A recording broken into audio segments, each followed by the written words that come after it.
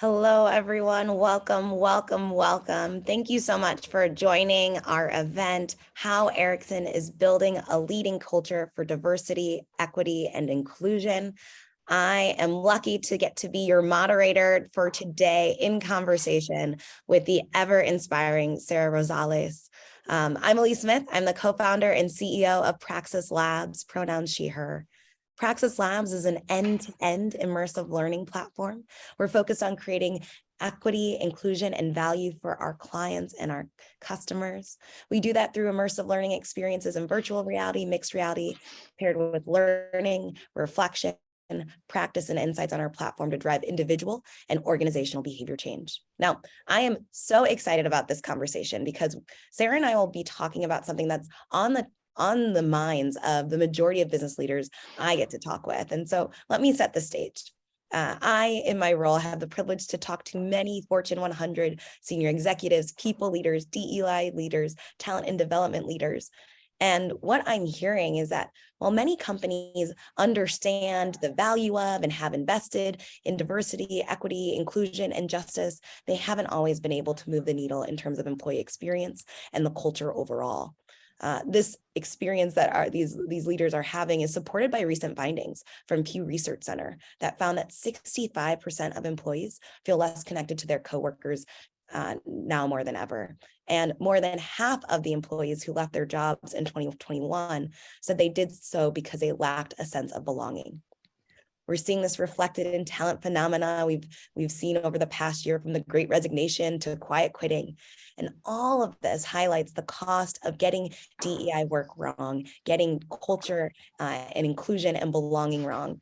And it signals that something needs to change and that we can better invest in inclusion and belonging. And so who better to talk to than our incredible guest, Sarah Rosales, who's the head of diversity and inclusion North America at Ericsson. Sarah, thank you so much for joining us. Thanks, Elise. Happy to be here. Definitely happy to share. Elise, I think you're going to ask me some questions, but for the audience, please share your questions as well as things pop up, and just definitely happy to be here.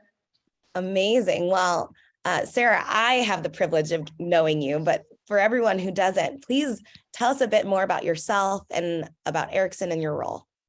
Yeah, absolutely. So as Elise said, my name's Sarah Rosales, she, her. Let me first tell you a little bit about Ericsson. Ericsson is a business to business. So in other words, we're a vendor. So you may or may not have heard of Ericsson, but we are actually one of the leading providers of information and communication technology, otherwise known as the ICT. So it's the ICT industry.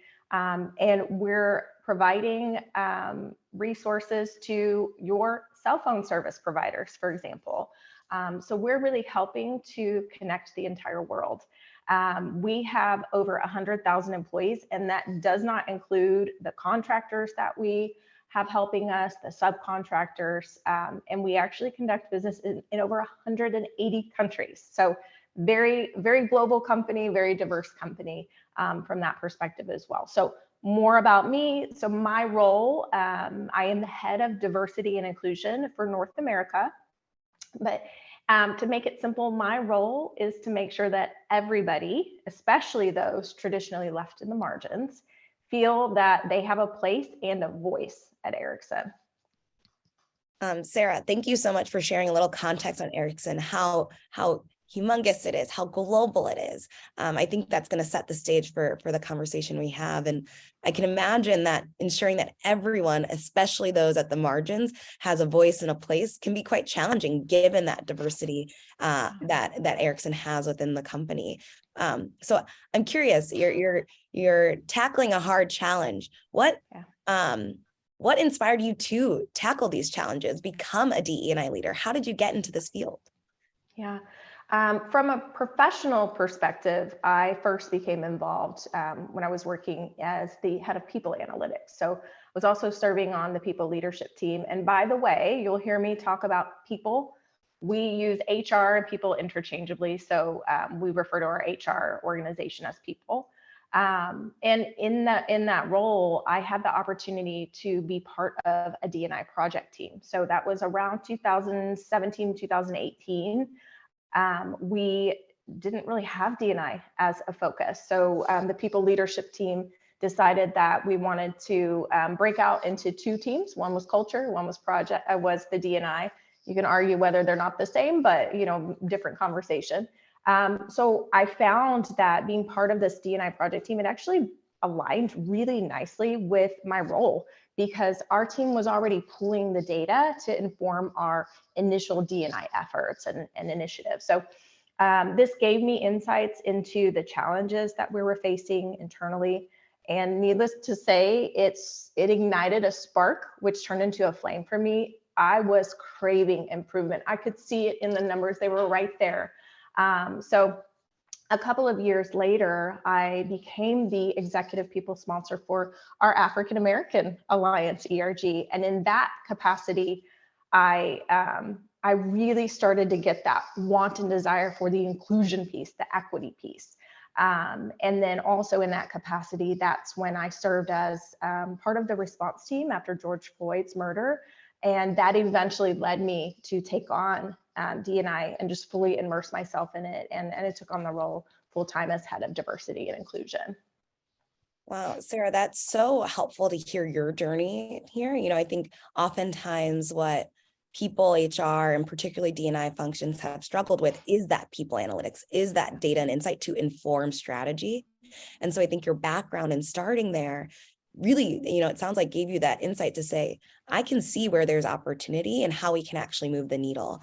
And your leadership, in ERG groups and across the organization, particularly on topics that have affected particularly Black and Brown team members, is quite powerful. So thank you for sharing that. We're here because Ericsson's doing something right. You and your team is doing something right. And you've garnered a lot of great attention, accolades, being a top employer around diversity, most recently included in Forbes' top employers for diversity.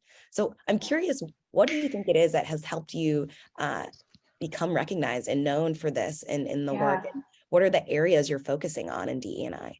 Yeah, so I'll first just say that we are thrilled to have been recognized. This is the first year we've been recognized on the Forbes list, specifically in America.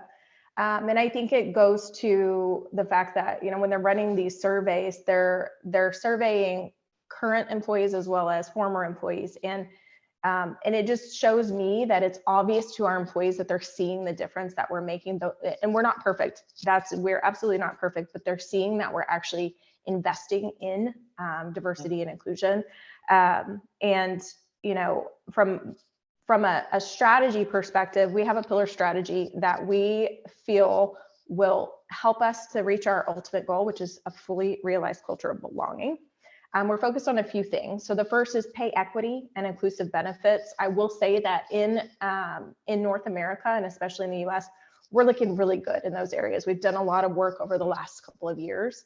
ERG activation, I think everybody on the call probably knows what ERG is, but I'll dive in there a little bit just in case. But our employee resource groups, I am so proud of our employee resource groups. They're starting to win awards themselves. And I will say that from a North America perspective, I haven't really met or come across anyone else that is a DEI practitioner where their ERGs meet monthly with their CEO. So our ERGs are actually coming together, the leadership teams are coming together and meeting and having that space with our CEO here in North America. And so we'll continue that as well.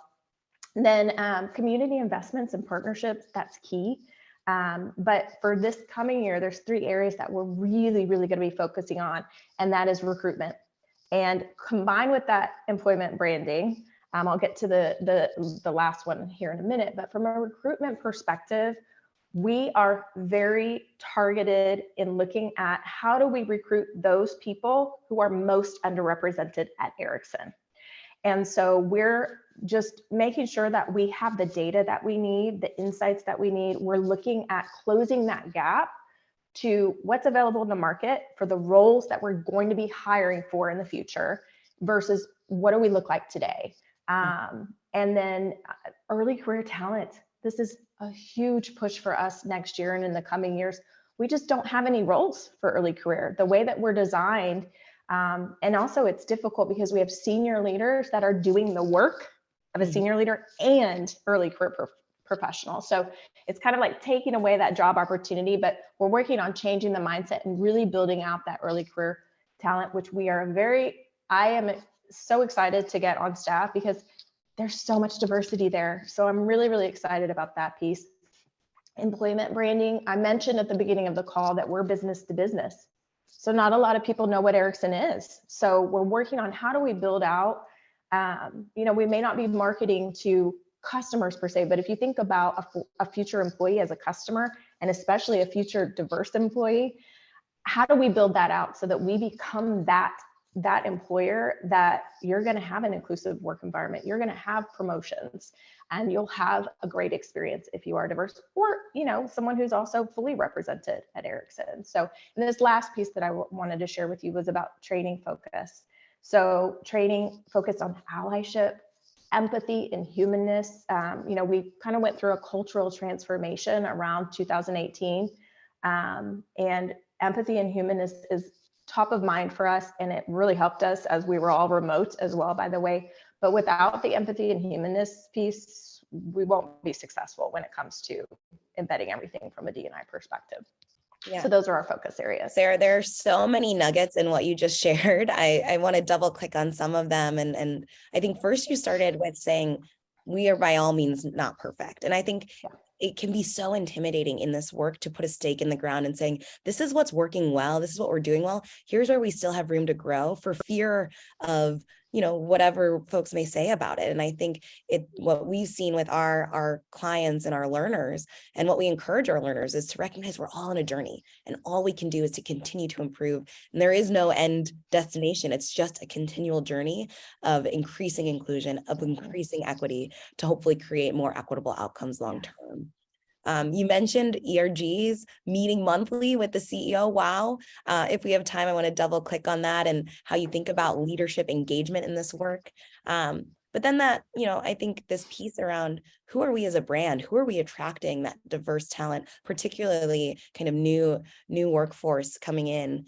And I couldn't agree more with the humanness. I think it's even tied to this piece around the journey that we're all going to make mistakes as it pertains to diversity, equity, and inclusion. And it's really about building a muscle of how do we identify that? How do we become aware?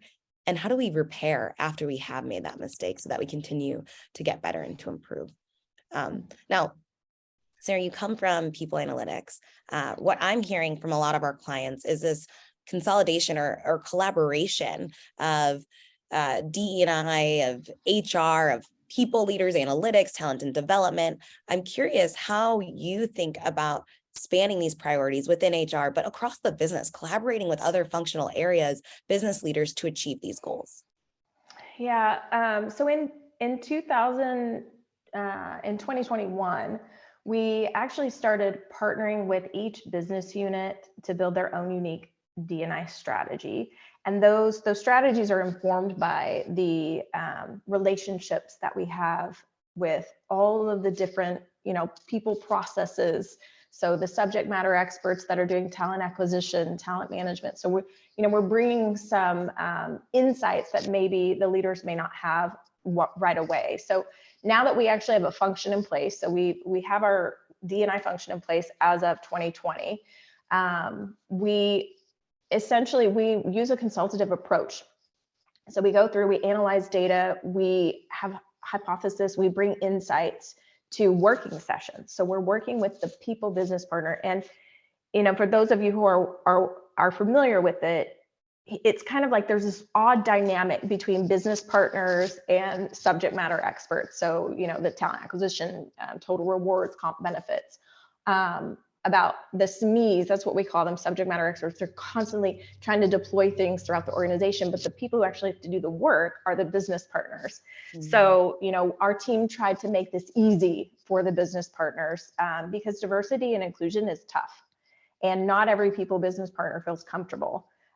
So we use the data, we have a conversation, a working session with the business partners to find out, hey, based on the data, here's what we would expect, but what's really going on? What are the dynamics in your team? And what do you see coming in the next 2 to 3 years that we need to action next year So what dynamics are changing next year? And then we'll go back and we'll essentially pull together a consultation deck that we provide to their leader and their leadership team. And that consultation deck has actionable items in it. It has success measurements, and it's up to that leadership team to decide if they're going to do those things. So it's not us driving it; it's the leadership team that's picking up that ownership and accountability. So for us, the trick is partnering with those people who are, the most key critical stakeholders, but then also using data to tell the story in a way that challenges our leaders, our employees. And what we've noticed is that when we do this really well, it helps evoke intense feelings and competitiveness amongst our teams. And everybody's teams are going to be different. But when we can get our teams to be a little more competitive, that tends to lead us to better results. I love that, this idea of how do we spark competition to be the most inclusive, to be the most equitable, to be the most diverse, and this desire to be the best in that category, or at least to be growing alongside your peers is so what a great kind of trick. And you said it starts with the data piece, right? And telling that story, having those success metrics. And I'm so glad you brought up the importance of data. It's something that we focus on at Praxis Labs, thinking of not just in how our learners are growing, but their feedback, their experience around equity, inclusion, and culture. And what we hear is that trust and safety is so important in getting accurate and reliable information. So how do you build a culture where employees feel comfortable sharing that feedback, where they know that what they're sharing will be actioned on? Yeah, I think if I split this into kind of two pieces, the first is the basics. So if someone needs to really speak up and report, and when I say reporting, I mean allegations. We know we don't have enough people reporting. I think people sometimes feel like, what's the point, or nothing's going to happen. So what we've done is we actually have pulled together, and it's almost like an action committee that is made up of our employment law legal team, employee relations, allegations management office, and our ERGs. And so we've made sure that we're keeping our retaliation policy up to date. And that's not the only policy, but we're keeping that. And the reporting process, we've gone through and improved it. So now which channels are anonymous, which are not. And if you're actually doing reporting, you can see who it's with and how long it's going to kind of take to be able to come to a final solution. And that's also helpful for the other person on the other side. So imagine you're a manager and someone has, made an allegation towards you. You're stressed during this time frame. It's not, from an empathy and humanist perspective, it's not good for either party. But the basics out of the side, the other piece that we're really, really proud of is that we have a speak up culture. So we really do leverage our employee dialogue, which we call voice, and we survey employees twice a year. We actually just closed our survey last night. I am proud to report that our culture score went up 1 point, and our EEO went up 1 point. So that was really exciting. Congrats. Yeah, so very exciting to hear. But what we do is we literally read every single comment, and we have voice activation teams that are actioned to come up with a plan. And so that's consistently read out to each team. And so it's almost like the team itself figures out, here's the comments, here's what we're going to focus on. The other piece too is that we really show good faith in that we're reading the comments, because if we decide not to action on something, we do our best to explain why. Maybe we don't have money, we don't have resources, we're not able to do this or that. So that part for us, the communication piece is very key to that. Wow. I'll just give an example. We have 89% of the North American market that actually responded to that voice, and 7,500 comments that were still coming through right now. So, and then the other piece too, which I think a lot of you probably have, is the ERG community.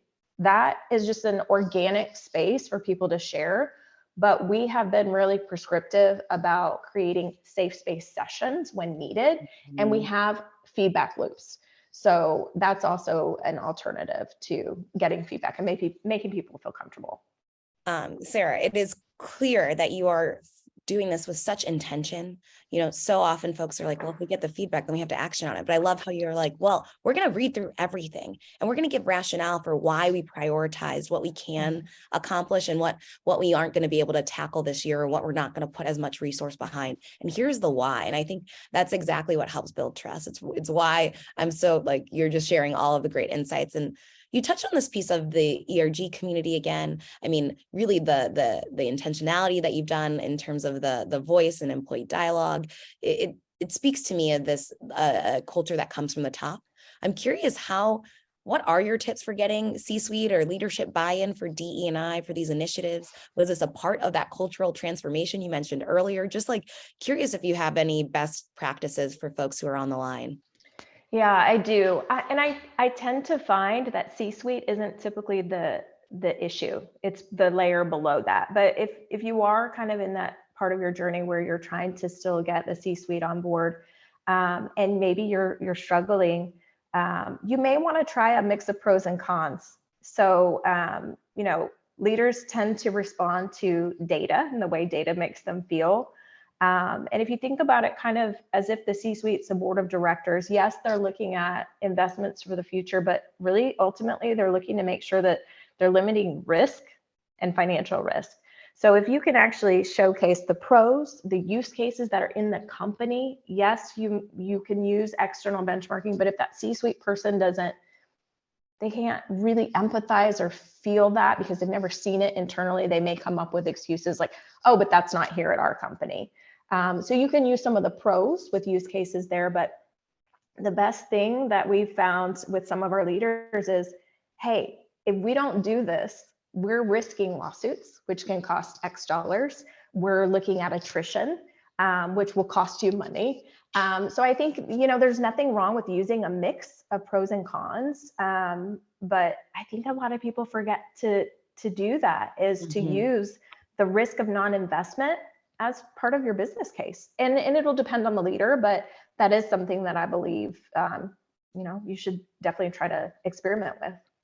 I love that because it links to the larger strategy, right? Not just of the DE&I work you're doing, but of Ericsson overall, and kind of the business focuses that you aligned around bringing in new talent, kind of, and the diversity of that. And so that really speaks to me.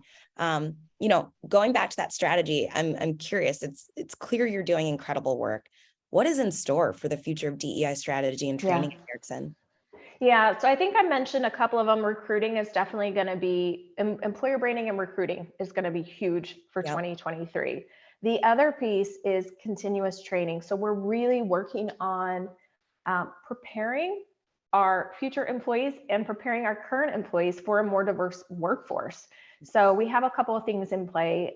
We do have an upskilling training that's specifically designed for line leaders and senior leaders that maybe don't have direct reports, but they're directly involved in someone's career decision making. And so we're doing that through the London School of Economics and an institution for inclusion. And it's very exclusive for leaders, but for all employees, including our leaders, we're actually rolling out the Pivotal Experiences journey right now. So the idea there is to get all of our US and Canadian based employees through the journey by the end of next year. So we have some people currently on the journey now. They're going to be completing around July. And then the next cohort is starting around end of January, and they'll finish in December. Then we really feel like a lot of the things that we do in North America get picked up globally. So, we feel like this will spark interest globally as well. And we love to lead the way from that perspective. The other piece is, I mentioned earlier, D&I is not easy. It's not easy for everybody, and especially the people function who are kind of expected by the business leaders to be the experts. So we are doing a lot of D&I education with our people function.